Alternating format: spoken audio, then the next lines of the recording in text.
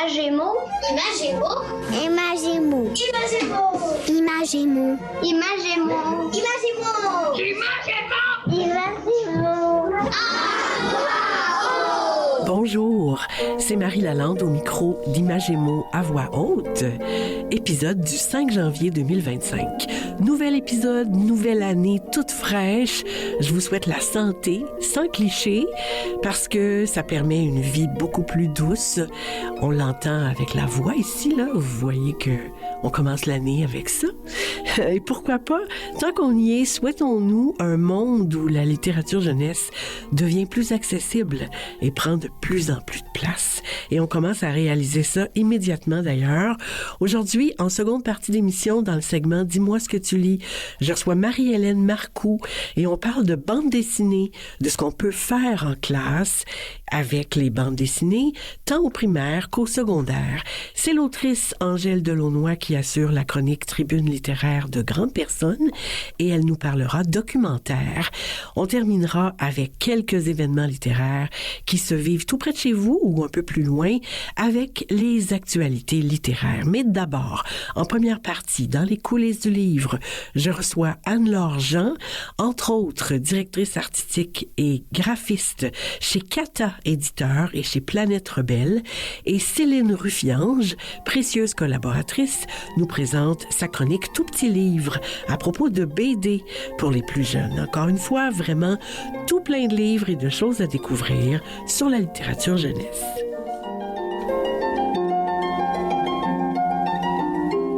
Dans les coulisses du livre. Dans les coulisses du livre, c'est le moment de l'émission où on rencontre des gens qui font les livres jeunesse.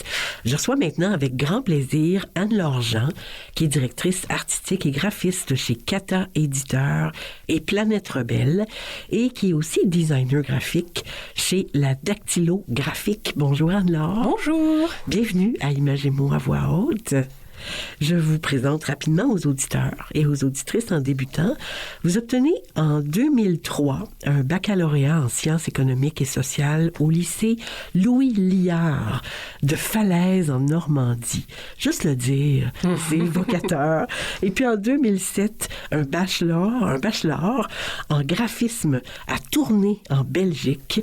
Et en 2009, une maîtrise en design graphique à l'école de recherche graphique ERG de Bruxelles, avec une spécialité typographie et édition. Vous fondez en 2011 avec Annick Desormeaux le Lapin Blanc, on va y revenir. En 2013, vous lancez la Dactylo Graphique, où vous êtes designer graphique, on va y revenir aussi. Vous avez travaillé pour plusieurs maisons d'édition, dont Remue Ménage, Château d'encre, Transcontinental et Flammarion Québec.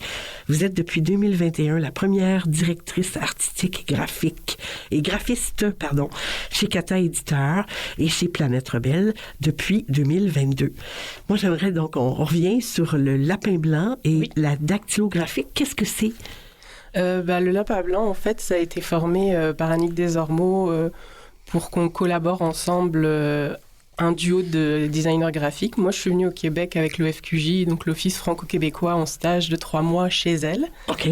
On a eu un coup de cœur amical et professionnel. Elle m'a proposé de rester 3 mois de plus. Ouais. Et ensuite, elle m'a proposé de revenir 1 an et plus pour travailler ensemble à deux. Ah, c'est chouette. Et on a eu beaucoup de points en commun, autant culturels que musicaux. Et Alice au Pays des Merveilles, on faisait partie, dont le Lapin Blanc. Donc, on a formé notre collaboration autour de ce nom-là. D'accord. Et la Dactylo Graphique, qu'est-ce que c'est? À un certain point, Annick avait d'autres ambitions puis d'autres projets. Du coup, elle voulait se retirer d'être graphiste autonome pour aller dans le monde des entreprises, toujours en tant que graphiste. Et du coup, moi, je me suis retrouvée seule. Fallait que j'invente une identité ou que je monte une identité en tant que graphiste autonome dans un premier temps pour finir nos projets qu'on avait en commun. Puis dans un deuxième temps, pour trouver une job en tant que graphiste. Donc, c'est quelque chose qui est beaucoup plus personnel. C'est ça. J'ai toujours eu un petit coup de cœur pour les machines à écrire et on a toujours dit que j'étais très rapide quand je travaillais. Donc, je trouvais que l'alliance des deux, ça sonnait très poétique. Ah oui, tout à fait, c'est très évocateur. Et donc, on va faire le lien entre le graphisme et l'édition. Parce que chez Kata et Planète Rebelle, vous êtes directrice artistique et graphiste.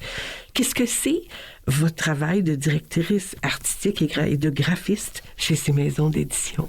En tant que graphiste, c'est vraiment le montage en fait des livres, donc recevoir le contenu visuel, les illustrations, le contenu texte, les mettre en forme pour créer un livre. Et direction artistique, c'est un peu plus global dans le sens où on devient un peu gestionnaire du projet et on essaye de montrer aussi une identité cohérente pour la maison, que ce soit pour une série de livres, que ce soit pour une collection de livres. Il y a toujours des attentes, des notions particulières en fonction aussi du public, que ce soit jeunesse ou adulte, pour que la série, le livre se démarque. Donc, je coordonne un peu aussi la recherche d'illustratrices pour présenter aux autoristes en fonction du texte. On fait aussi beaucoup attention à garder la sensibilité. On a souvent nos propres goûts personnels, mais on essaye d'aller au-delà et puis de voir et de comprendre la sensibilité des autoristes pour après amener un univers visuel au sein de leur livre qui soit cohérent. C'est ça. Donc, il y a une cohérence entre le texte, le contenu et la cohérence entre aussi la ligne éditoriale de chacune des deux maisons. Puis le but aussi, c'est que les couvertures comme accrochent l'œil, donc il y a différents points à respecter, puis qu'au bout d'un moment, aussi les maisons soient reconnaissables de par leur couverture, de par leur identité visuelle. Ah, c'est super intéressant ça. On va prendre le temps de mieux connaître, de mieux comprendre ces deux maisons d'édition qui sont liées l'une à l'autre. Qu'est-ce que vous pouvez nous dire de cette ligne éditoriale de Kata d'abord? Commençons par Kata. Donc Kata a été fondé par Luca Palladino en 2019. Il avait vraiment à cœur de créer une maison d'édition qui soit vraiment axée sur l'environnement et les enjeux sociaux. Majoritairement jeunesse. Donc pour l'instant elle est jeunesse et on commence à ouvrir au niveau adulte. Et c'est vraiment aborder les sujets qui préoccupent concernant l'environnement, le rapport à l'autre, la vie en société, la vie en famille, les familles recomposées, mais d'un point de vue bienveillant, plus pour susciter les réflexions aussi. On essaye de ne pas être moralisateur, que ce soit pour l'alimentation ou les gestes écologiques, mais juste qu'à chaque personnage, en fait, nos personnages vont engrainer des situations et des actes naturellement bienveillants, mais après des réflexions, après des problèmes rencontrés. Et c'est pour amener au sein du jeune public, en fait, vraiment ces réflexions de manière naturelle, de ne pas faire, en fait, des gestes parce qu'il faut les faire, mais expliquer pourquoi il faut les faire, l'impact que ça a. Donc, il y a un sens à tout ça. Oui, c'est ça. Oui, c'est super intéressant. Et donc, qu'est-ce que Planète Rebelle a de particulier comme ligne éditoriale, comme maison d'édition? Donc, Planète Rebelle a 25 ans. C'est une maison d'édition qui est vraiment axée sur le conte, l'oralité, autant traditionnel que contemporain. Elle a été fondée par et pour les conteurs et les conteuses, par André Lemelin, puis ça a été repris par Marie Fleurette, puis par Luca Palladino en 2021. Donc, il y a ici le lien entre Kata et Planète Rebelle. C'est ça, il n'y a pas tant de ligne éditoriale, mais c'est la même équipe qui s'occupe des deux maisons. Et Planète Rebelle met en avant, en fait, l'art de l'oralité. Donc les conteurs et les conteuses sont vraiment nombreux et nombreuses au Québec. Ils performent, leurs performances sont assez magnifiques. Donc il y a autant du traditionnel comme du Fred Pellerin ou du Michel Faubert, comme du plus contemporain, même axé pour les enfants. Et c'est vraiment à chaque période aussi ses valeurs, sa morale, et les contes comme on les connaissait, les contes de Grimm qui ont été repris par Walt Disney, le Québec a aussi un univers et un patrimoine à ce sujet-là, et autant actuel que passé. Et c'est intéressant de le remettre dans les mains et dans les oreilles des jeunes, des gens aussi. J'aimerais que vous nous parliez des 3 collections en littérature jeunesse engagée, parce que on parle de littérature jeunesse engagée chez Kata. Il y a la collection Debout, la collection Orbital et la collection Mythos. Qu'est-ce qu'on peut dire de ces livres et de ces collections? La collection Debout, c'est vraiment pour poser des actions. C'est souvent des livres qui sont un peu plus militants, qui impactent des actions. Il y a des documentaires, il y a des notions, il y a aussi des notions de la vie de tous les jours et de l'actualité. La partie mythos, c'est la partie plus science-fiction, mythologie. Ah oui, évidemment, à cause du nom, C'est ça. Et la partie orbitale, c'est totalement science-fiction. Donc, c'est des personnages qui ont toujours à cœur un enjeu écologique ou des enjeux sociaux. Mais par contre, au sein d'une BD ou dans un monde post-apocalyptique à Montréal, donc vraiment sur le côté science-fiction pure. Ah, d'accord. Et donc, ça, c'est 3 collections jeunesse. Oui. Oui, c'est ça. Et dans certains de ces livres qu'on peut retrouver, c'est dans certains de ces livres qu'on peut retrouver les pages de garde catapulte. Oui. J'aime bien l'orthographe de ça. K-A-T-A-pulte. Oui. C'est un jeu de mots. Qu'est-ce que c'est et à quoi ça sert? C'est majoritairement dans les albums jeunesse. En fait, ça sert à aller plus loin par rapport à l'histoire qu'on a proposée. La première double page est souvent une activité où ça emmène à aller se promener, une activité de pâte à sel, une recette de burger végé. Et la deuxième partie, c'est vraiment purement documentaire. C'est vraiment pour se renseigner, pour amener des chiffres concrets et pour amener autant le parent que l'enfant en fait à s'interroger et peut-être à vouloir creuser plus loin et à vouloir rebondir en fait sur l'histoire qu'il vient de parcourir. Et toujours en lien avec effectivement la fiction qui est dans l'album. Oui, tout à fait. Les livres qui sont édités chez Kata touchent des réalités d'aujourd'hui. Vous en avez parlé tout à l'heure, les enjeux climatiques ou sociaux, l'environnement. Ils peuvent donc être utiles pour ouvrir un dialogue avec les jeunes, les petits comme les grands, c'est ça? Oui, c'est exactement le but. Et c'est ce qu'on recherche. On ne cherche pas non plus à braquer ou à faire la morale, comme je le dis. C'est vraiment pour susciter une réaction. Et c'est surtout que, vu que la résolution en fait, du problème vient souvent de l'enfant, du personnage, c'est vraiment pour montrer aussi que quelque part, leur naïveté et leur bon sens vont souvent... naturellement du côté de la nature et du côté d'une logique qu'on a perdue. Oui, tout à fait. Et c'est très, très agréable de pouvoir la retrouver. Oui. Donner la parole aux enfants, en fait, parce que, effectivement, les solutions les plus simples sont souvent les meilleures. Exactement. On va parler maintenant vous en avez touché un mot de ce qui est publié chez Planète Rebelle. Pourquoi les contes? Qu'est-ce que l'oralité, les traditions orales apportent aux gens en 24-25? Oh, énormément. Ah oui? On a tous été bercés par les contes traditionnels des frères Grimm, etc., qui sont d'ailleurs remis en cause aujourd'hui parce que la société a évolué. Donc on parle de La Belle au bois dormant et du consentement par rapport à son baiser volé par le prince, etc.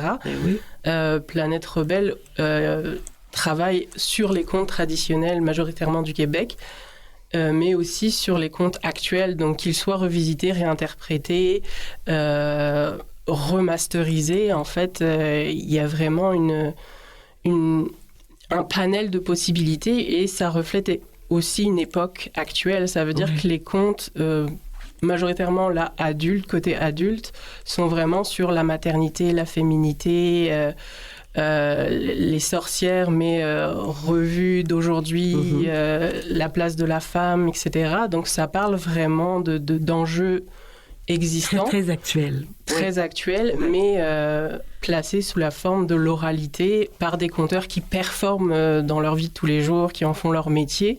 C'est pour ça que l'audio est très important, parce que c'est pas juste la lecture de livres, c'est aussi l'interprétation, la performance.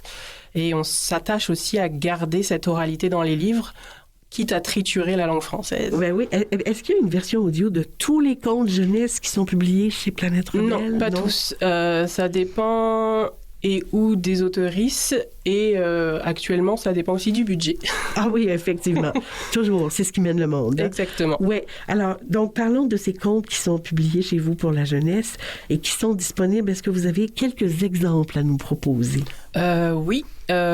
Plus audio ou plus... Mais plus audio, tiens. OK. Allons audio, moi, je suis vraiment attachée à Haïti, Chant de liberté, oui. de Joujou Turenne, qui est une conteuse qui travaille beaucoup dans les écoles. Oui. Et après des années et des années de recherche, en fait, elle a présenté l'histoire d'Haïti, de sa libération, mais de manière décolonisée, en remettant des figures autant féminines que masculines qui ont fait partie de la révolution haïtienne de l'avant, tout en ponctuant le livre de chants créoles de sa patte, tout en rattachant le tout aussi à son histoire personnelle, de pourquoi ses parents ont quitté Haïti depuis sa naissance. Et c'est une histoire qui est quasiment effacée ou qui n'est pas racontée aussi de la même manière. Non, c'est très, très personnel. C'est ça. Donc, il y a vraiment un côté historique très important qu'elle veut léguer, qui se passe de parole en parole, mais qui est rarement gardé par écrit. Ouais. Et quelque part, l'écrit, c'est aussi l'archivage d'une connaissance. D'accord. Qu'est-ce qui vous a donné, ou qui vous a donné à vous, Anne-Laure, la piqûre de la lecture? Quel genre de lectrice vous étiez, enfant? C'est clairement ma maman. Oui, on la salue. Je la salue, maman Jean. C'était clairement j'avais clairement un rapport conflictuel avec la lecture. Ah oui? De part parce que je pense que j'ai toujours eu des livres. Donc, je me rappelle que j'ai eu beaucoup de livres et j'ai eu des coups de cœur qui m'ont marqué encore aujourd'hui. Mais l'école m'a obligée à lire. Ma mère, je devais obligatoirement choisir des livres régulièrement, etc. Donc, puis j'avais un peu de dyslexie. Donc, il y avait un rapport à la lecture un peu mitigé. OK. Mais ça a perduré, ça s'est ancré en moi. Et du coup... maintenant, c'est naturel et... Le point tournant, qu'est-ce qui a fait que la lecture est entrée dans votre vie? Je pense quand elle n'a plus été obligatoire. Ah, c'est ça. Quand elle n'a plus été obligatoire, quand aussi je me suis mis à faire des livres, parce que là, c'est aussi un confort de lecture que j'essaye de travailler quand je fais de la mise en page. C'est l'accessibilité, c'est qu'est-ce qui, moi, me dérangeait, l'interlignage, je ne pouvais pas mettre mon pouce, la façon de prendre un livre, que j'essaye d'apporter... J'essaye d'apporter un confort de lecture qui, moi, m'avait aussi bloqué. Qui vous avait manqué. Qui m'avait manqué. Ah oui, c'est intéressant ça. Vraiment intéressant comme démarche. En terminant, là, c'est la tradition à Images et mots à voix haute. On demande aux invités de nous proposer un de leurs coups de cœur littéraire jeunesse. Est-ce que vous avez une suggestion pour nous? Est-ce que je peux prendre les livres qu'on fait ou il fallait que ce soit... Évidemment! Alors, tant qu'on est là! Mon coup de cœur, c'est vraiment pour la série de Planète Rebelle de Perdre le Nord. Okay. C'est une série qu'on a lancée maintenant il y a un peu plus d'un an, qui compose pour l'instant 3 contes, puis il y en a 2 autres qui s'en viennent. Oui. C'est des livres illustrés à partir de 9-10 ans, selon le degré de lecture. Et on essaye, en fait, c'est comme aussi amener les premières lectures et réimporter aussi les contes pour les plus jeunes, tout en gardant des univers fantastiques, mais avec des préoccupations un peu actuelles. Les aventures de Sam, c'est un personnage qui va vivre des aventures dans la Gaspésie avec des monstres et des mythes qui sont issus de la Gaspésie. Oui. Donc, ils sont aussi ancrés dans un lieu particulier. Hélène Nu-Pieds et les Géants, là, c'est un conteur de Terre-Neuve. Donc, ça, c'était plus un achat de droit. Okay. Mais ça va se situer dans le milieu de Terre-Neuve.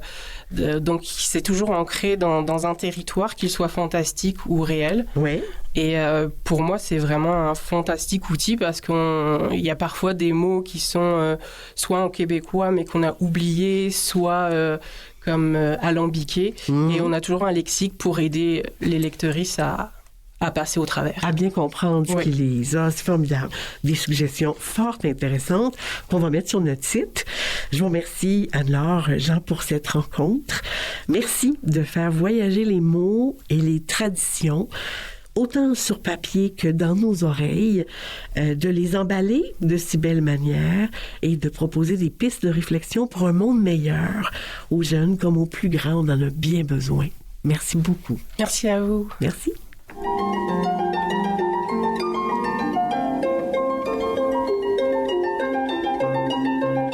Des tout petits livres. Bonjour Céline Ruffiange. Bonjour Marie Lalande. Très, très heureuse de te retrouver. On reprend avec toi cette chronique « Les tout petits livres ». Je te présente rapidement. Tu es retraitée de l'enseignement depuis environ 3 ans. Tu es orthopédagogue de formation, tu as un certificat en littérature jeunesse, tu as travaillé principalement au préscolaire comme enseignante et enseignante ressources au Centre de services scolaires de la Pointe-de-l'Île. Tu es bénévole lectrice à Lire et faire lire. Tu écris dans le magazine L'Urelu depuis 28 ans quand même. Et nous, on a la chance de bénéficier de tes précieux conseils. Tu nous présentes aujourd'hui une chronique à propos de BD pour les jeunes et les plus petits. On t'écoute. Alors, Marie, es-tu une lectrice de bande dessinée? Moi, pas autant que je voudrais. Pas autant que je voudrais. Ouais, c'est pas vers ça que je vais en premier. D'accord. Mais j'aime ça, lire des bandes dessinées. Moi, j'en lis beaucoup. J'en ai toujours une en cours de lecture. OK. Les enfants aussi, en général, sont des grands amateurs de bande dessinée, mais souvent, les adultes sont un peu frileux à leur en présenter. Ben oui. Faut dire que sur une planche, une page en bande dessinée, on appelle ça une planche. Ouais. On trouve parfois beaucoup d'informations, Oui. dépendant du nombre de bandes, de cases qui se retrouvent. Mm-hmm. Aujourd'hui, je vais vous parler de bandes dessinées qui sont facilement accessibles par leur mise en page aux tout petits. OK. Parce que souvent, ils présentent une illustration pleine page ou même qui se déploie sur la double page comme dans un album. Ouais. Puis quand une planche est divisée en bandes ou en cases dans les bandes dessinées que je vous propose, Ouais. il y a jamais plus que 6 cases environ, donc la lecture est quand même accessible. OK, parfait. Le premier titre, c'est Anthony et la gargouille de Joellen Bogart, Ouais. illustré par Madja Kastelic. J'espère que je prononce bien son nom. Et publié aux éditions Comme des géants. J'ai eu un véritable coup de cœur pour cette bande dessinée sans texte. Sans texte. Sans texte. Ah, oui. C'est l'histoire d'un petit garçon. Au début, les premières pages sont consacrées à un portrait, à une galerie de portraits de famille. On voit un couple qui se marie. Ensuite, on le voit au pied de la Tour Eiffel, près de Notre-Dame de Paris. Ensuite, on les voit avec un petit bébé. Le bébé a grandi un peu. Il est assis sur la dernière photo. Il a un œuf gris devant lui. Ah, mais sérieux? Là, quand l'histoire débute vraiment, le garçon a grandi. C'est notre petit Anthony. C'est un petit garçon qui possède toujours son œuf gris. Le soir, il le caresse. Il le dépose sur sa table de chevet avant de s'endormir. Mais un matin, il se réveille et son œuf est cassé. Oh!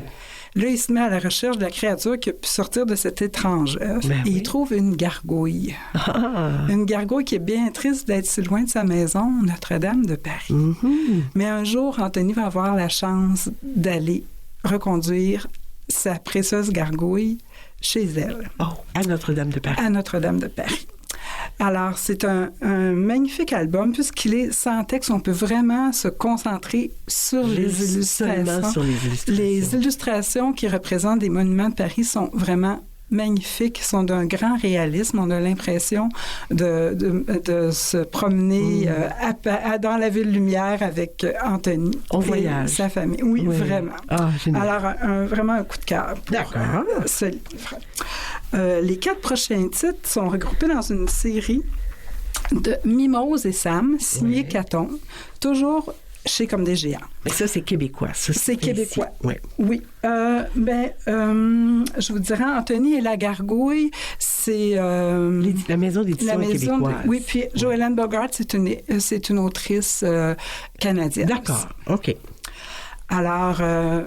Mimose, c'est une petite fille d'environ 5 cm et son ami, c'est Sam, petit panda.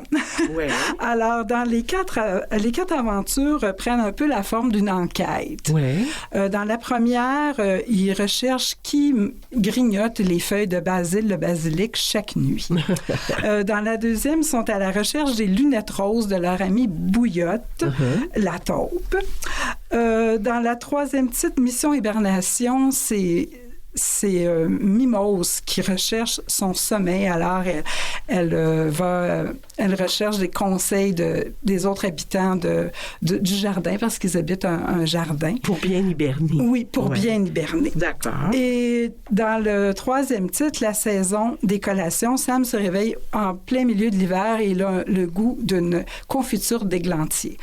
Alors, il doit chercher son chaudron chanceux, du bois pour faire chauffer, puis du miel pour sucrer et naturellement des baies d'églantier. Évidemment. Alors, c'est les illustrations sont savoureuses, vraiment pleines de candeur. D'accord. Troisième série. Là, c'est aussi une série de 3 titres. Ouais. Arlo et Pips. Et c'est écrit et illustré par Élise Gravel, publié aux éditions Scolastiques. OK. Alors, Arlo, c'est un corbeau qui arrive en ville pour la première fois et il rencontre Pips. La première chose qu'il lui dit, c'est qu'il est le roi du monde des oiseaux. Ouais. Alors, Pips le trouve particulièrement vantard, mais il se lie quand même rapidement d'amitié avec lui. Alors, il lui fait découvrir la ville dans la première histoire. Dans la seconde, Arlo s'ennuie un peu de ses congénères. Alors, Pips l'amène à la clique des corbeaux, où il fait la rencontre de Marla. Okay. Un corbeau qui, lorsqu'elle était jeune, elle s'est cassée une aile et elle a été recueillie par un ornithologue qui lui a appris plein de trucs. Oh. Alors, Arlo, il est ébloui par son intelligence et en tombe follement amoureux. À tel point que, dans le troisième titre, il fait son nid avec Marla, car ils seront bientôt des parents. Oui. Oh. Alors, cette série-là, ce qu'elle a de particulièrement intéressant, c'est que, il y a l'humour qu'on connaît bien d'Élise Gravel. Oui. Puis, elle sait à merveille allier dans le fond, le docu-fiction, il y a beaucoup, beaucoup d'informations avérées sur le corbeau, son comportement, son intelligence, sa capacité. On apprend. Oui, on apprend beaucoup. Oui. Puis les informations sont toujours notées avec une étoile qui est une note en bas de page qui dit que c'est une information avérée. Vous aviez une 4e série, dont vous mais parler. Je pense qu'on n'aura pas le temps. Bien, on va juste nommer. En fait, c'est la série de Isabelle Arsenault, La bande du Myland, L'oiseau de Colette, La quête d'Albert, la scène de Maya, qui est une fort intéressante série. Marie Barguirdian et Mathilde Routy en ont fait un balado, en ont parlé dans un balado qu'on a diffusé. Je vais mettre tous les liens, de toute façon, vers tous les livres et toutes les séries dont vous avez parlé. Et vraiment, Céline, au grand, grand plaisir. Merci beaucoup pour les suggestions. Merci à toi, Marie. Merci. Au revoir. Au revoir. À la prochaine.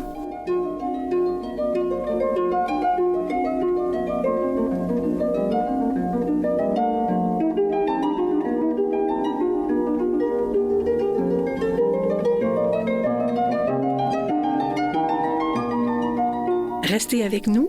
En deuxième partie d'émission, après cette courte pause, on parle de bande dessinée et de ce qu'on peut en faire dans les classes du primaire et du secondaire avec Marie-Hélène Marcoux. C'est l'autrice Angèle Delaunoy qui investit aujourd'hui la chronique Tribune littéraire de grandes personnes. Elle nous parle de documentaires et il y aura des actualités littéraires. À tout de suite.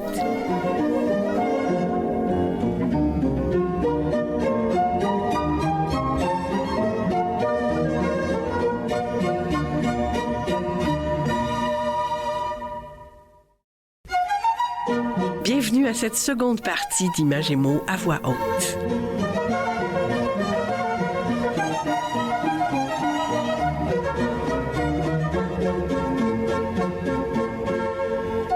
Dis-moi ce ce que tu lis. Dis-moi ce que tu lis, c'est le segment de l'émission où on rencontre des gens qui œuvrent tout autour du monde de la littérature jeunesse, parfois aussi des enfants qui la lisent. Aujourd'hui, je reçois quelqu'un qu'on a reçu en octobre dernier à l'émission et avec qui on avait parlé de 2 projets fabuleux sur la lecture. Passeurs de lecture d'abord, et pour mettre en valeur tous les lecteurs. À ce moment-là, ils étaient 2 avec le collègue Martin Lépine, mais aujourd'hui, on rencontre en solo Marie-Hélène Marcoux. Bonjour, Marie-Hélène. Bonjour, Marie. Je vous présente rapidement Marie-Hélène Marcoux. Vous êtes auteure, formatrice, consultante en éducation, après avoir été conseillère pédagogique de français pendant plus de 10 ans. Vous êtes aussi chargée de cours à l'UQTR, c'est Trois-Rivières, et vous avez enseigné au primaire et au secondaire. Vous travaillez avec l'équipe de communication jeunesse comme formatrice et animatrice littéraire. Et aujourd'hui, on vous reçoit à nouveau pour parler de 2 ouvrages didactiques que vous avez écrit sur la lecture de bande dessinée, paru chez Chenelière Éducation, la BD au primaire et la BD au secondaire. Marie-Hélène, vous êtes une passionnée de lecture. Pourquoi écrire ces 2 ouvrages didactiques à propos de bande dessinée? Est-ce que vous aimez particulièrement lire des bandes dessinées? J'aime particulièrement les bandes dessinées, mais pas que. J'ai toujours lu de tout. Et la BD faisait partie de mes choix de lecture quand j'étais enfant. J'ai continué à en lire quand j'étais adolescente. Et on dirait que quand j'ai commencé à enseigner, il y a maintenant plusieurs années, ben pour moi, ça allait un peu de soi d'utiliser la bande dessinée à l'école, dans mes cours. Mais pour me rendre compte que ce n'était pas si bien perçu à l'époque, la bande dessinée à l'école. Je m'autorisais quand même de l'utiliser parfois en amorce à une activité ou à une séquence, ou alors à l'inverse pour venir clore un apprentissage, mais j'en faisais pas vraiment un objet à part entière d'études. Et à un moment donné, je me suis dit, ça va faire, on va organiser ça, on va essayer de planifier des ateliers intéressants. Et c'est vraiment, ça a vraiment démarré quand j'étais conseillère pédagogique, où j'ai pu avoir la chance de vraiment consacrer une partie de mon temps à créer des activités. Et éventuellement, j'ai présenté ça dans un congrès et il y avait l'éditrice de Chenelière qui était là et qui m'ont proposé de faire un ouvrage pour aider les enseignants justement à faire un petit peu plus de place à la BD dans leur... Donc, c'est vraiment parti de ça, du fait que moi, ça me semblait naturel d'utiliser la BD alors que ce ne l'était pas. Et j'ai essayé d'organiser ça vraiment pour qu'on fasse un apprentissage plus important là, de la lecture, développer une compétence, mais à l'aide de BD en classe. Vous dites que la lecture d'une BD est double. Pourquoi c'est double dans le cas d'une BD? En fait, je fais toujours référence au fait qu'on doit lire le texte, bien évidemment, mais on doit aussi lire les images. Et mettre ces 2 lectures-là ensemble pour qu'on puisse créer, construire les sens et les significations de l'œuvre. C'est sûr qu'on peut se dire, puis même parfois, il y a quelque temps à la radio, j'entendais quelqu'un qui disait qu'elle a lu une BD en 20 minutes. Oui, on peut faire ça, lire une BD en 20 minutes, mais moi, je dis toujours, on va passer à côté de plein de belles choses et de plein de beaux détails, ouais, d'informations que l'auteur veut nous partager. Donc, c'est vraiment dans l'idée de dire, portons attention, oui, au texte, oui, aux images, mais à ce qu'on en fait quand on les met ensemble. Et c'est là qu'on peut dégager vraiment les sens et les significations. Ah oui. Tant dans l'ouvrage... excusez-moi, je vous ai coupé, je vous laisse terminer. Non, je disais c'était vraiment dans cet esprit-là. D'accord. Donc, tant dans l'ouvrage pour le primaire que dans celui du secondaire, vous parlez de lecture collaborative et de ces 3 types d'activités. Qu'est-ce que c'est? En fait, la lecture collaborative s'apparente un peu à ce qu'on appelle aussi souvent la lecture interactive. Ah oui. Donc, c'est l'idée de dire on va se questionner avant, pendant et après notre lecture.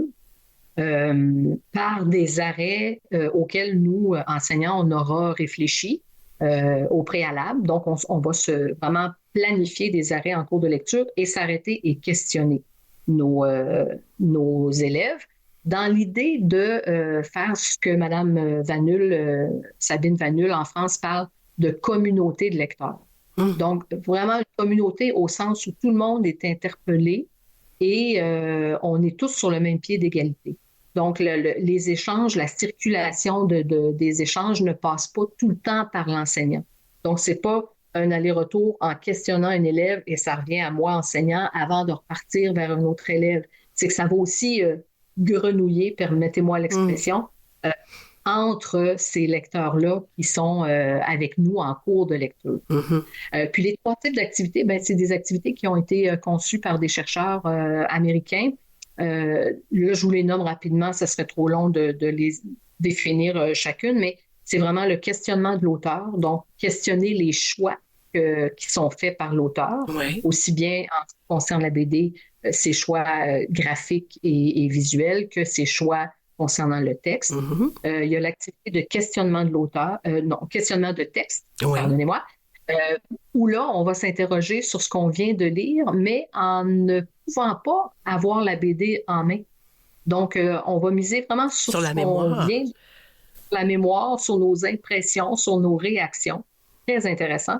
Et la dernière, c'est le raisonnement collaboratif, où on va lancer une question d'ordre plus, je dirais, dilemme moral ou question un peu à caractère philosophique. Donc là, on a besoin vraiment d'un texte ou d'une BD qui va porter ce genre de questionnement-là. À titre d'exemple, on lit souvent Jane le Renard et moi de Fanny Britt et Isabelle. Où là, il y a vraiment un thème qui est assez difficile, c'est l'intimidation. Hélène qui est intimidée à l'école. Donc là, vous voyez le genre, on peut vraiment lancer une belle question où là, on va être en raisonnement collaboratif. On va étayer notre réaction et notre jugement. OK, c'est intéressant. Comment vous soutenez les enseignants, les enseignantes pour qu'ils comprennent bien le langage de la BD et qu'ils l'utilisent adéquatement? Bien, en fait, une question intéressante parce que j'avais fait un petit sondage dans ma commission scolaire à l'époque à savoir pourquoi les enseignants ne voulaient pas faire un petit peu plus de place à la BD en classe. Oui, parce que des fois, c'était même interdit. Hein? Ben oui, tout à fait. Et il y a une des raisons principales, les enseignants me disaient moi, je n'ai pas envie de m'approprier tout ce langage-là, puis je ne passerai pas un samedi ou une soirée à faire ça de mon côté. Et... Ben, je les comprends, mais en même temps, je veux dire, on va au cinéma et on ne maîtrise pas exactement tout le langage cinématographique. Non. On fait lire parfois des recueils de poésie, puis est-ce qu'on se souvient de tout tout le langage poétique, mais on se lance quand même. Donc, c'est l'invitation que je fais aux enseignants. Ne nous donnons pas l'objectif ou le mandat de tout maîtriser le langage graphique. Si on connaît à peu près 4 ou 5 termes pour en parler de notre BD, on est en affaires pour commencer à lire. Donc, je mise vraiment sur l'appropriation et la découverte de ce langage-là avec les élèves. D'accord. Pendant qu'on va se questionner en lecture collaborative, on va aussi se questionner, comment ça s'appelle ce petit truc-là qu'on voit qui se répète ou qui est au-dessus du personnage, etc. Donc, vraiment, je ne mise pas sur des petites activités préparatoires avec un glossaire sur le langage graphique. Encore là, misons sur l'oral et on va le découvrir avec eux. D'accord, c'est très juste. Et qu'est-ce que vous entendez par des questions, parce qu'il y a ça dans votre ouvrage, surtout au secondaire, pas surtout, mais au secondaire, des questions d'intertextualité. Qu'est-ce que c'est? En fait, je voulais mettre en parallèle plusieurs lectures de BD. Donc, le fait de se positionner, et c'est souvent des questions qui ciblent le jugement critique. Si j'ai 2 ou 3 BD, la prise de distance pour formuler mon jugement va être plus, en tout cas, facile, entre guillemets, pour les élèves parce qu'ils ont comme pas seulement un texte, mais ils en ont 3. Oui, ils peuvent comparer. Oui, d'accord. Et là, je vais créer quelques questions d'intertextualité pour effectivement la BD au secondaire. Et vous proposez dans les 2 ouvrages des ateliers ou des parcours en lecture et en écriture où les élèves vont pouvoir créer une BD. Pourquoi c'est important de lier la lecture et l'écriture d'après vous? Pour plusieurs raisons, mais entre autres, notamment, j'observais que les enseignantes que j'accompagnais, leur porte d'entrée dans la BD, c'était souvent d'en créer.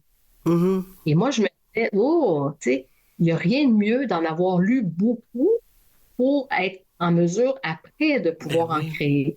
Donc, c'est une porte d'entrée différente que je proposais. Commençons par la lecture, puis on va arriver à là. l'écriture Ouais. de façon plus aisée et facile. Et d'ailleurs, j'ai des témoignages comme ça parce que j'ai accompagné des classes où on en a lu beaucoup, puis on est allé en écrire, et j'avais des garçons notamment qui disaient hey, moi, je veux faire comme Guillaume Perrault. Ah oui. Guillaume Perrault, le créateur de l'espace, faisait telle affaire. Et là, je me disais, waouh, c'est ça qu'on veut. Ben oui. Avant de devenir créateur de BD, ben, il faut avoir un petit bagage de lecture. C'est ça. Puis c'est aussi dans l'idée de Mme Taberski qui nous dit, puis là, je paraphrase, là, elle nous dit lire, écrire et lire.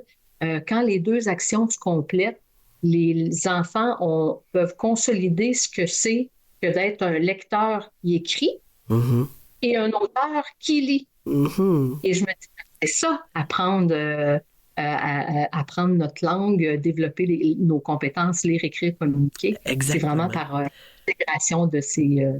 Et là, ben, on a la chance, on a un médium qui est la BD et on en a lu beaucoup avant, donc là, on est en mesure. Ouais. Dans les deux volumes, Marie-Hélène, vous proposez des activités reliées à des ouvrages que vous avez choisis, notamment de Michel Rabagliati, de Fanny Britt, on en a parlé, et de Guillaume Perrault aussi. Donc, il y a 3 titres au secondaire, 9 titres au primaire. L'offre dans le monde de la BD, là, c'est foisonnant.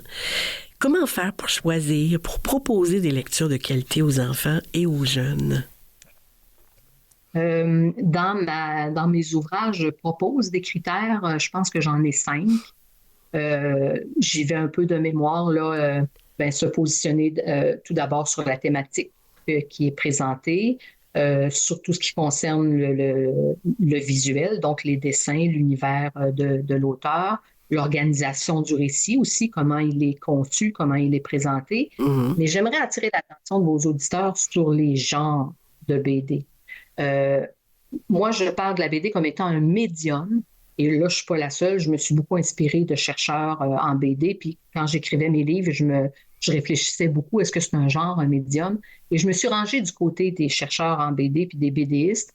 C'est un médium dans lequel vont venir s'inscrire des genres. OK. Et en éducation, ben, souvent, si on ne lui fait pas beaucoup de place à l'école, c'est souvent parce qu'on est dans le genre humoristique. Hein, et on trouve que ben là, on pourrait faire aussi autre chose. Ouais. Alors qu'il y a de belles BD biographiques, il y a des BD documentaires, il y a des BD récits de voyage.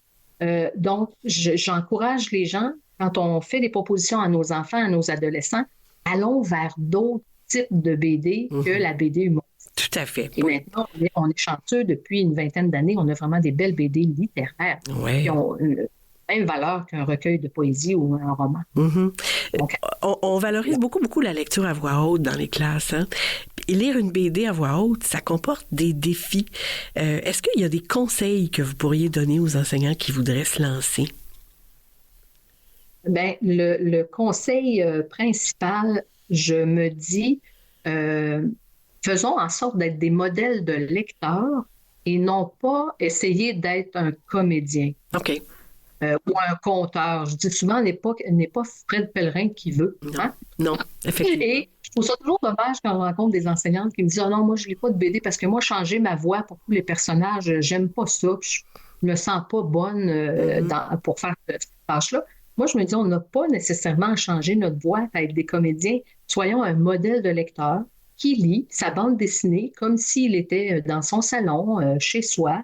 Et on est en affaires pour embarquer puis motiver nos élèves à le faire. Donc, baissons nos attentes de comédiens, augmentons nos attentes d'être un modèle lecteur et faire intervenir plusieurs élèves, je l'ai beaucoup testé, c'est très difficile.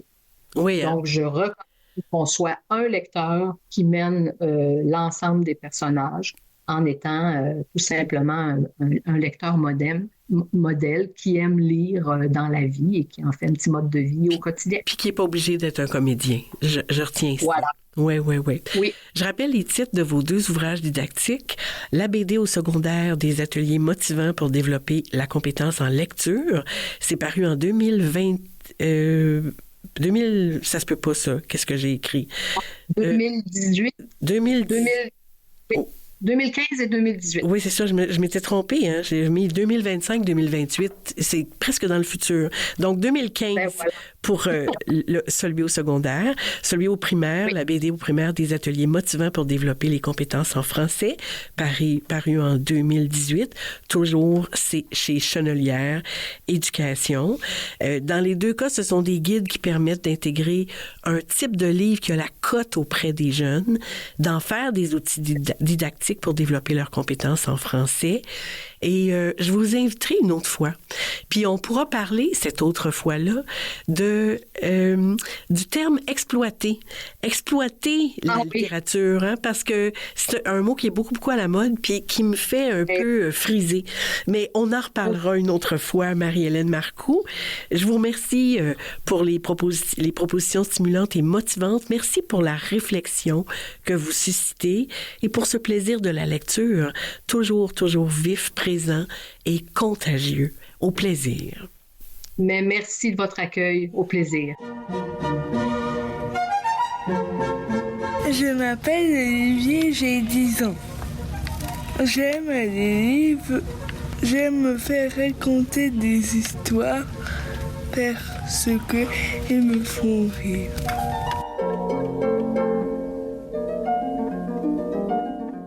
Je m'appelle Victor, j'ai 11 ans. J'aime le livre parce que ça me permet de m'endormir plus vite.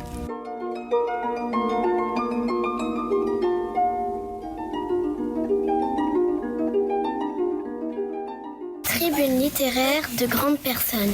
Tout au long de la saison, des créateurs, des créatrices du monde littéraire assurent tour à tour cette chronique et partagent avec nous un coup de cœur, un livre jeunesse ou un genre qui les a marqués.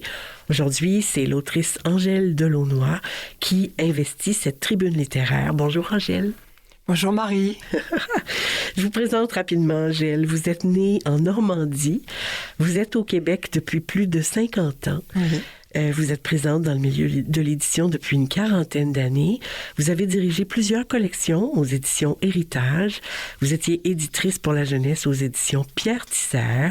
Vous avez fondé la maison d'édition de Lisatis. Vous écrivez pour la jeunesse, pour les adultes. Vous avez publié déjà plus d'une centaine de titres documentaires, docu-fiction, albums, contes, nouvelles, récits, poésie et livres-jeux. C'est un plaisir de vous céder cette tribune littéraire. Angèle, on vous écoute. Merci beaucoup Marie de votre accueil. Alors, je vais vous parler des documentaires. Pourquoi? Parce que j'en ai écrit quand même pas mal. Oui. Et écrire de documentaires, ce n'est pas une entreprise facile, mais elle est nécessaire parce que certains lecteurs de tous âges n'aiment pas la fiction, qui les ennuie. N'arrivent pas à faire le lien entre les différents personnages, en tout cas. En littérature de jeunesse, elle s'adresse principalement aux petits curieux qui posent beaucoup de questions pour lesquelles nous autres, les adultes, nous n'avons pas toujours des réponses claires. Effectivement. Alors, ces ouvrages demandent beaucoup de travail de recherche et de rigueur, car on n'est pas du tout dans la fiction à ce moment-là, où l'imagination est libre, et on doit faire toutes sortes de recherches nécessaires pour rendre crédible notre thématique et tout ce qu'on raconte dans le livre. De plus, à chaque réimpression, parce que les livres documentaires sont souvent réimprimés, il faut les actualiser, car les sujets abordés peuvent évoluer rapidement. Ben oui. J'ai commencé ma carrière d'écrivaine, d'auteur, moi je dis auteur. Auteur, d'accord. En écrivant des documentaires, et ensuite, comme éditrice, j'en ai publié beaucoup, et pour tous les âges. Qui dit documentaire ne dit pas automatiquement ennui et sérieux à faire bâiller. Non, effectivement. Quelquefois, c'est comme ça qu'on les présente. Qu'on les vend, oui. On peut y mettre beaucoup d'humour et faire rire aux éclats nos lecteurs qui sont petits ou grands. Je pense en particulier Au grand voyage de Monsieur Caca, Oui, qui est un je classique pensais à ça moi aussi. que j'ai écrit en 2006 et qui est encore bien utile dans les jeunes familles. Ah oui. Il faut également s'entourer de professionnels qui nous guideront et nous empêcheront de faire des gaffes ou des erreurs regrettables. C'est ce que j'ai fait, par exemple, pour presque tous mes documentaires, entre autres la collection Ombilique, qui était supervisée par des médecins, des dentistes, etc., etc. Oui, alors, c'est ce que vous avez fait, c'est-à-dire consulter des experts. Bien sûr. Et non pas faire des erreurs. Et voilà, exactement. Voilà. Oui, j'ai dit le contraire. Tout comme pour les autres albums, le documentaire est une rencontre bénie entre deux talents. Celui de l'auteur qui trouve les mots et la manière d'expliquer les choses complexes, et celui de l'illustrateur qui met ses mots et ses formes qui met ses mots en forme et en couleur. Oui. Ce duo est très, très important et il est quelquefois très difficile à trouver, car il faut que les deux créateurs soient en phase et que le talent de l'un soit magnifié par la créativité de l'autre. Même pour de très jeunes enfants, on peut aborder le documentaire en respectant, bien entendu, leur capacité d'abstraction et leur niveau de vocabulaire. C'est évident. Oui. Le champ des recherches pour les documentaires est immense. Je pense la vie des animaux, les sujets d'actualité ou d'histoire, la nature, la santé, la connaissance de soi et de son environnement. On a vraiment un choix infini. On peut, grâce au documentaire, basculer assez facilement vers ce qu'on peut appeler la docu-fiction. Oui, tout à fait. Où, tout en gardant une éthique rigoureuse dans la recherche, on peut ajouter de l'humour, de la tendresse, de la poésie, des jeux de mots. Un de mes derniers livres qui a été publié chez Cata, ça s'appelle « D'elle en elle ». Ce sont des poèmes qui racontent la vie des oiseaux. Voilà. Ah, c'est intéressant que vous parliez de chez Cata, parce que en oui. première partie d'émission, il y avait Anne-Laure Jean. Anne-Laure Jousse, oui, c'est ça, exactement. Oui, qui nous a parlé de ces collections-là. Pour les plus grands, on peut aborder des sujets plus complexes, un petit peu plus complexes, comme par exemple les enfants de l'eau, où on présente l'eau dans une douzaine de pays. C'est un livre avec 12 langues différentes qui raconte ce que représente l'eau, parce que c'est pas pareil partout. Oui. Ou des sujets également révoltants, comme La Clé, qui aborde les exilés, les migrants, ou encore Une petite bouteille jaune, les enfants qui sont victimes de la guerre avec les bombes à sous-munitions qui sont larguées du haut du ciel. Ouais. Et j'ai créé aux éditions de Lisatis, dont j'ai été l'éditrice pendant 20 ans, une collection dont je suis très fière, qui est la collection Point Doc. Elle a été conçue en 2018 et je crois qu'elle est unique dans le paysage québécois et elle est 100% québécoise, y compris le papier et l'impression qui sont québécois aussi. Oui. Ce sont des documentaires qui sont très fouillés et qui font le point sur des enjeux propres à notre époque, afin de savoir de quoi on parle, parce que bien souvent, on ne sait pas trop de quoi on parle. Donc là, ça fait les mises au point. Oui. Alors, je pense par exemple à pollution plastique, sucré, salé, poivré. D'où viennent les épices qui se trouvent dans votre placard?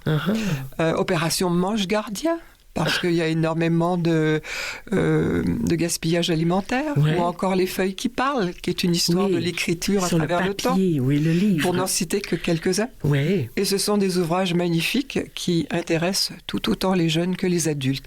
Et bien sûr, avec le documentaire, bien souvent, on peut passer des messages aux adultes. Tout à fait, oui.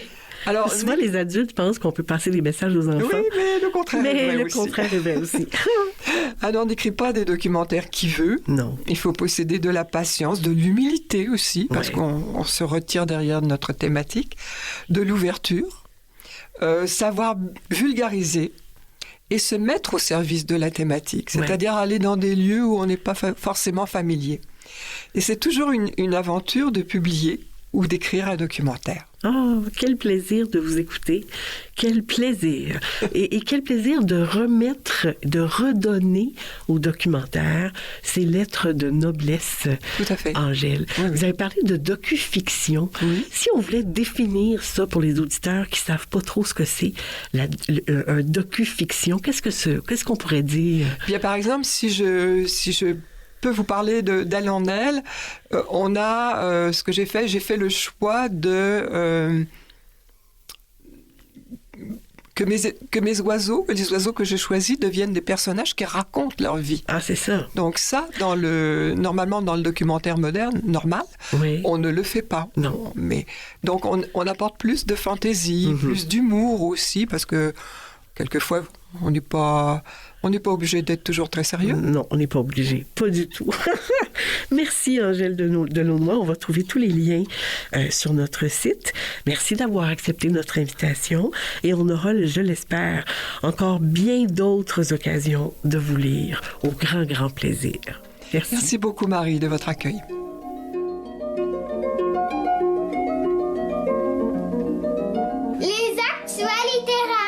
D'autres idées de lecture. Sur le site de l'émission, on vous met les liens vers les activités mentionnées. Dimanche prochain, le 12 janvier, à Marie raconte, je lis La souffleuse de Larry Tremblay et Enzo, publié chez Deux. L'histoire se passe à Chicoutimi, à une autre époque, quand il neigeait beaucoup en plein hiver. C'est une souffleuse, énorme machine de métal à la grande gueule d'hélice, qui raconte son histoire, ses rêves, ses peurs, ses angoisses, face aux petits schnappants de la famille Baudin. C'est une histoire qui nous permet de ressentir les premiers frissons d'horreur et qui conviendra davantage aux enfants un peu plus vieux. On pourrait même dire « âme sensible s'abstenir ». On en écoute un extrait. Je n'avais jamais vu d'enfant aussi espiègle et bravant aussi légèrement le danger. De véritables petits diables. Pas vraiment méchants, bien sûr, mais trop turbulents pour mes nerfs. Pour s'amuser, il me lançait d'énormes balles de neige. J'en étais toute chamboulée. Une fois, j'en tremble encore en y repensant, ils avaient façonné un drôle d'igloo. Ils s'étaient tous entassés là-dedans comme une douzaine d'œufs sous le derrière glacé d'une boule. J'ai bien cru que j'étais sur le point d'en faire une omelette. Heureusement, ces petits cocos avaient aménagé un tunnel secret par lequel ils s'étaient échappés juste avant mon passage. Mais voilà, c'est tout pour aujourd'hui. Je remercie les invités et les collaborateurs d'aujourd'hui. Anne-Laure Jean de chez Cata et Planète Rebelle, Céline Ruffiange pour sa chronique Tout petit livre, Marie-Hélène Marcoux qui nous a parlé de BD en classe, Angèle Delaunoy pour la tribune littéraire de grandes personnes, Michel Brûlé pour le soutien à la recherche, Mathieu Tessier en régie, au montage et à la mise en onde, et Jean-Sébastien Laliberté, chef diffusion technique. Je vous souhaite des lectures captivantes. On se retrouve dans 2 semaines.